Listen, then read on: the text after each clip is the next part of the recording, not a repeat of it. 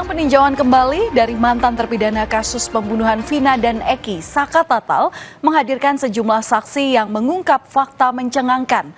Salah satu saksi bahkan menangis menyampaikan apa yang dialaminya pada saat penyidikan oleh polisi dalam kasus pembunuhan Vina 8 tahun silam. Kuasa hukum Saka Tatal juga ikut larut dalam kesedihan saat mendengarkan kesaksian tentang sejumlah tindak kekerasan yang didapat oleh saksi. Tangisan saksi bernama Aldi Renaldi tak terbendung saat menyampaikan keterangan pada sidang lanjutan peninjauan kembali Saka Tatal di Pengadilan Negeri Cirebon, Jawa Barat. Aldi yang merupakan sepupu dari Saka Tatal menjadi salah satu warga yang ditangkap pada tahun 2016 bersama dengan kakaknya yakni Eka Sandi. Aldi kemudian dibebaskan sedangkan Eka Sandi divonis seumur hidup dalam kasus pembunuhan Vina dan Eki. Aldi pun menangis tatkala bercerita mengenai penyiksaan yang dilakukan oleh oknum polisi selama proses penyidikan berlangsung. Rudiana, akhirnya saya tuh masuk penjara itu sampai kayak di neraka, Pak. Saya udah ngerasain ya di neraka satu. Bener-bener sampai nggak bisa pulang tuh bener-bener sama Bang Jaka itu jam 4:30. Saya mau pulang aja keluar dari kali udah ngesot, Pak. Sampai saya jalan ke atas gua itu ada yang nanya, maling apa itu? Orang pada ngomong itu maling.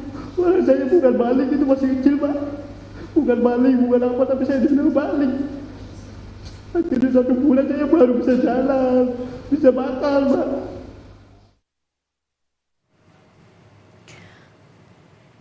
Tak cuma Aldi yang menangis, kuasa hukum Saka Tatal Farhad Abbas juga larut dalam suasana saat mendengar bagaimana penganiayaan yang dialami oleh Aldi.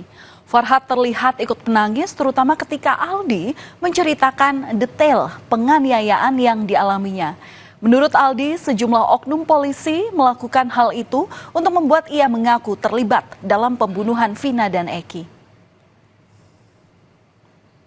Saudara, dalam sidang peninjauan kembali Saka Tatal, saksi Aldi Renaldi juga mengaku mendapat ancaman penembakan sebelum dirinya dilepaskan. Aldi yang merupakan adik dari terpidana Eka Sandi mengaku diperlakukan tak adil, namun dirinya tak bisa membela diri. Aldi ini adalah sepupu Saka Tatal yang di hari penangkapannya pada tanggal 31 Agustus 2016 lalu tengah mengajak Saka Tatal untuk mengisi bensin sebelum tiba-tiba ditangkap. Setelah pemeriksaan, Aldi dibebaskan, sementara Saka Tatal ditangkap bersama dengan kakak Aldi, yakni yang bernama Eka Sandi, dengan sejumlah orang lainnya. Ada ancaman kekerasan atau akan dibunuh atau? Ada, masih mending ditembak mati semua aja daripada kamu pada hidup. Ada polisi yang ngomong kayak gitu. Sampai saya pulang aja ditembak 3 kali. Saya suruh lari, saya nggak lari, Pak. Saya di depan situ udah lari. Sampai pulang menjut, Pak. Gebok aja sama aku. Saya ngerasa apa ya Allah, nggak ada keadilan. Ayah ibu kamu tahu Pak, kejadian? Tahu, Pak. Mang Jaka tahu, kakak saya tahu, bapak saya juga di situ nggak bisa apa-apa lihat saya bodak darah. Sementara saksi Liga Akbar yang merupakan teman Eki mengungkap sejumlah kebohongan yang ia sampaikan di tahun 2016 lalu saat dimintai keterangan soal kasus pembunuhan Vina dan Eki. Ia mengaku berada dalam kondisi ketakutan dan terancam oleh penyidik saat menandatangani BAP kala itu. Disebut sebagai saksi kunci kasus Vina dan Eki, Liga mengakui ia berbohong dan tidak berada di lokasi kejadian saat Vina dan Eki ditemukan tewas.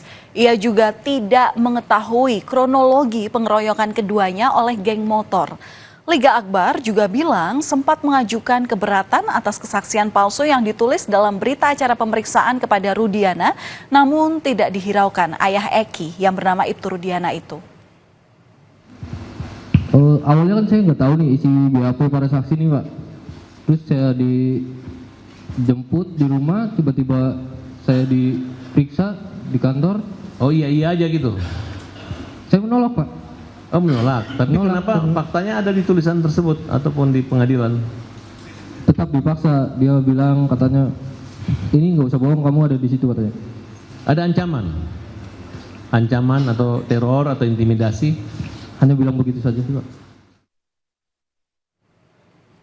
Liga Akbar mengaku 2 pekan setelah kematian Vina dan Eki, ia dijemput Rudiana menggunakan mobil dan diajak berkeliling selama 1 jam. Ia pun kemudian dibawa ke rumah Rudiana dan ditanya terkait siapa saja orang yang pernah cekcok dengan Eki. Kemudian saudara dibawa kemana?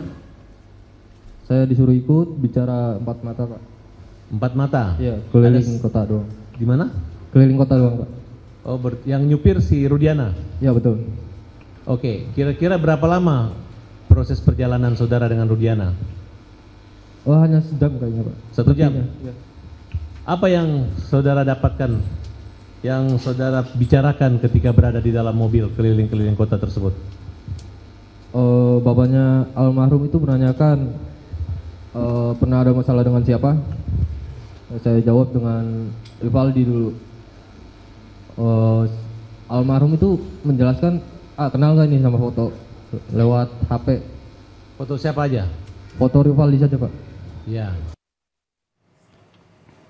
Dan di tengah berlangsungnya sidang pengajuan kembali Saka Tatal, ayah Eki, Ibtu Rudiana, muncul di depan publik. Sebelumnya sosok Ibtu Rudiana ini kerap disebut menghilang karena sulit ditemui setelah menyampaikan pernyataan terkait kematian putranya di media sosial beberapa waktu lalu. Ia pun menjawab seputar proses penangkapan para terpidana kasus pembunuhan Vina dan Eki yang menurut Ibtu Rudiana ia lakukan berdasarkan keterangan saksi AF dan Dede di tahun 2016. Nah, pernyataan ayah Eki atau Ibtu Rudiana ini disampaikan kala bertemu dengan keluarga Vina dan kuasa hukum keluarga Vina Hotman Paris di Cirebon, Jawa Barat. Rudi saat itu menyebut sebagai pelapor ia tak terlibat dalam penyidikan kasus pembunuhan putranya Eki dan Vina. Ia mengaku hanya mencari keberadaan orang-orang yang diduga terlibat dalam pembunuhan itu. Namun proses selanjutnya ia serahkan kepada penyidik. Sementara saat ditanya tentang keberadaannya selama ini, Rudi menyebut ia tetap menjalankan tugasnya sebagai Kapolsek Kapetakan selama ini. Selama ini kemana aja, Pak? Saya bekerja sebagai Kapolsek, tentunya pagi. Ini pertanyaannya. Saya sendiri sebagai pelapor tidak ada rekayasa, Bang. Ya. Pada saat kami menggali informasi dari para terpidana, itulah yang saya tuangkan di LP dan berita acara. Sementara kuasa hukum Vina Hotman Paris Hutapea mengomentari perihal peninjauan kembali yang diajukan oleh Saka Tatal. Antara lain adalah tentang foto-foto Vina dan Eki yang disebut bukanlah novum atau bukti baru.